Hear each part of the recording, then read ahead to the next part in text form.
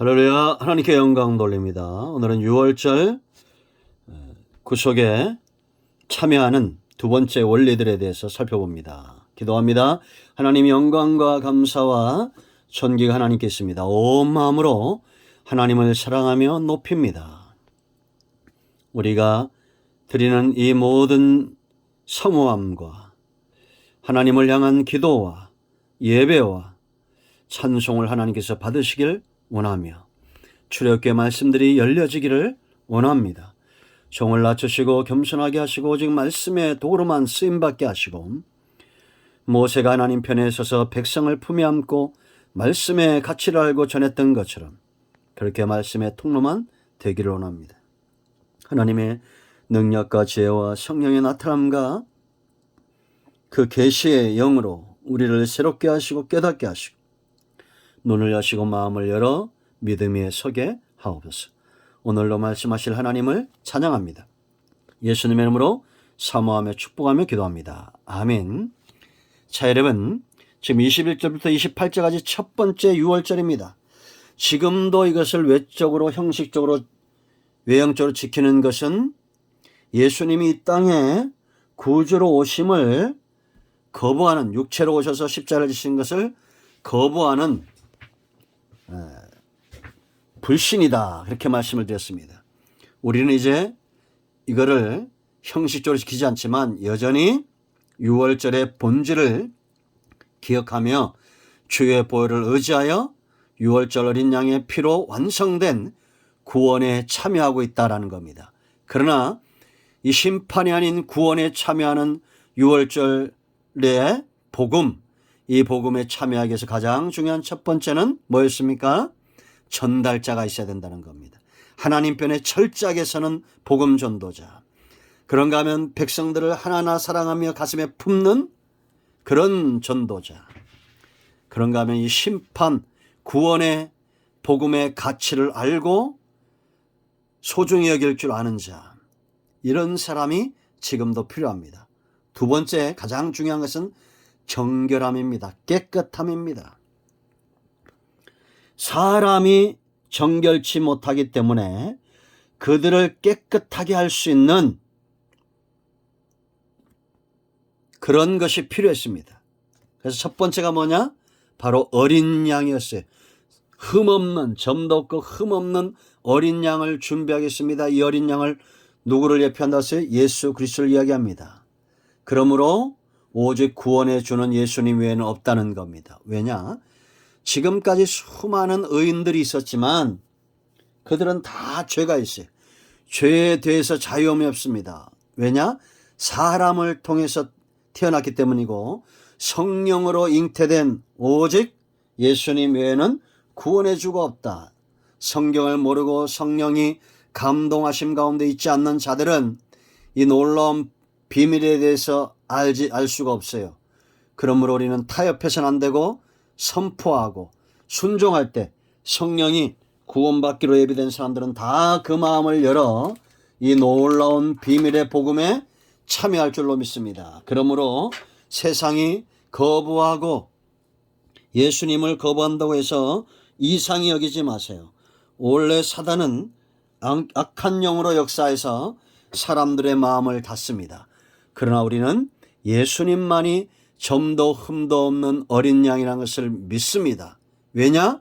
그러해야 하나님의 공의를 만족시킬 수 있는 죄가 없는 온전한 분이시기 때문에 우리를 대신하여 우리의 모든 죄를 지고 대가를 지불할 수 있다는 겁니다. 죄인은 스스로 자기의 죄를 살 수 있는 그런 고난도 기회도 하나님의 공의를 만족시킬 수 있는 그런 존재도 되지 못하는 겁니다. 오직 어린 양 대신 점도 흠도 없는 온전히 순결하신 예수님만이 우리 모두를 위해서 십자가에서 피를 흘려 죽으실 수 있다.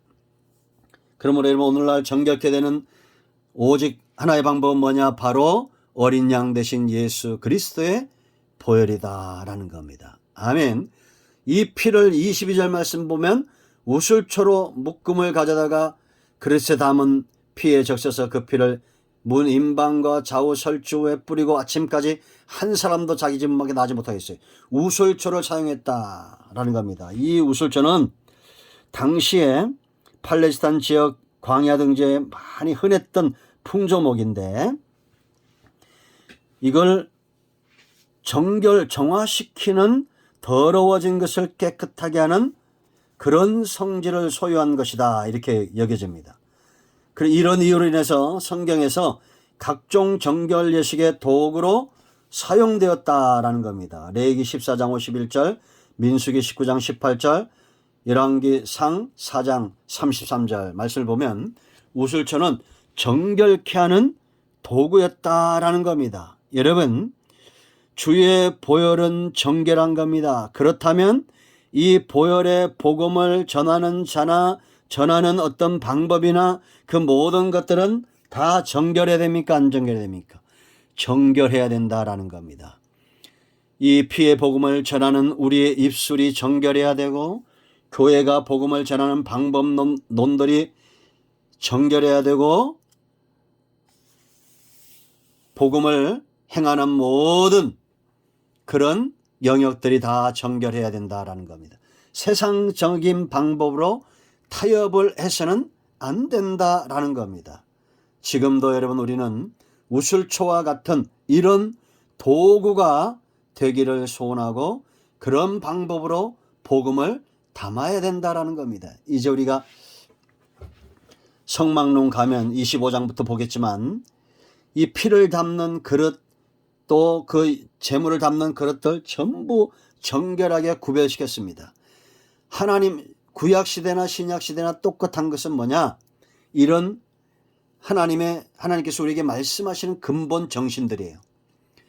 정결케 우리가 똑같이 지금 양 잡고 소 잡지 않지만 정결한 방법으로 그렇게 하나님 앞에 나아가고 복음을 전하고 기도하고 신앙의 행위의 모든 영역은 다 정결해야 된다라는 겁니다. 왜 우리가 예수님의 피를 하찮게 값어치 없게 그렇게 그러한 그릇에 담아서 그러한 방법으로 복음을 전하냐라는 겁니다. 말 한마디도 정결하게. 저도 저와 하나님 앞에서와 여러분 앞에 회개할 것이 많은 목사입니다. 우리가 복음을 전하거나 설교를 하거나 말씀을 강론할 때 욕을 한다든지 세상적인 것들을 너무 많이 얘기한다든지 그런 것은 옳지 않겠죠. 하나님 편에 철저하게 서는 무교병이 맛은 없지만 우리의 생명을 살리는 것처럼 그런 복음을 전하는 방법도 굉장히 중요하다라는 겁니다. 그리고 이 공간을 정결케 했어요. 그들이 있는 집입니다. 그들이 들어가는 집이죠. 자, 여러분 22절 보세요. 그 피를 문 임방과 좌우 설주에 뿌리고 아침까지 한 사람도 그 집에서 문 밖으로 나가지 못하게 했어요. 심판이 끝나기까지는 그 집 안에 있었다라는 겁니다. 여러분, 우리가 사는 모든 영역에 주의 보혈을 의지하는 삶이 있어야 됩니다. 교회는 바로 이런 구원의 공간이고 성도들의 가정도 구원의 공간이고 우리가 사는 모든 영역을 주의 보혈로 구별시켜야 된다. 그렇다고 해서 이것을 미신처럼 피를 뿌린다거나 그런 게 아니에요. 주의 보혈을 의지하여 기도하고 예배하고 삶을 살아내는 공간 구별 능력이 우리에게 있어야 된다. 성령은 반드시 우리를 통해서 일하신다라는 겁니다. 여러분, 이제 이걸 기억하십시오. 어린 양, 오직 예수 그리스도에는 재물이 없습니다. 그 피만이, 예수님이 십자가에서 흘려준 피만이 우리를 정결케 구별시킨다. 교회는 우슬초와 같은 방법으로 정결케 하는 방법으로 복음을 전해야 되고 우리가 있는 모든 공간을 정결하게 구별시켜야 된다라는 겁니다. 세상은 우리의 삶을 주목할 겁니다. 교회가 세상과 똑같아서는 안 되고 성도의 가정도 우리의 말하는 것이나 행동하는 것이나 세상과 구별돼야 됩니다. 여러분이 가는 모든 것에 주의 보혈을 의지하여 구별되고 심판이 넘어가고 생명력 있는 역사가 있기를 축원드립니다. 기도합니다. 하나님, 오직 우리가 정결케 됨으로 구원에 이르는 것을 알게 하옵소서.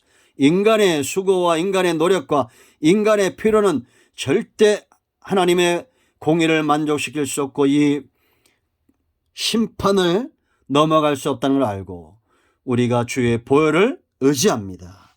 종과 이 영상을 통해서 접하는 모든 주의 백성들 철저하게 구별시키시고 보혈을 의지하는 곳마다 승리하는 은혜가 있게 하옵소서. 복음을 전함에 우리가 정결한 방법으로 우리가 있는 모든 영역들이 다 하나님 보시기에 정결케 구별되기를 원합니다. 예수님의 이름으로 기도하오니 우리 가운데 병든 자, 마음이 상한 자, 응답을 기다리는 모든 주의 백성들을 주의 보혈을 의지하는 모든 것들마다 응답되는 은혜가 있게 하시고 회복되고 치유되는 역사가 있게 하옵소서. 예수님의 이름으로 사모하며 축복하며 취하며 기도합니다. 아멘. 할렐루야. 응답되었습니다. 이런 모두를 축복합니다. 아멘.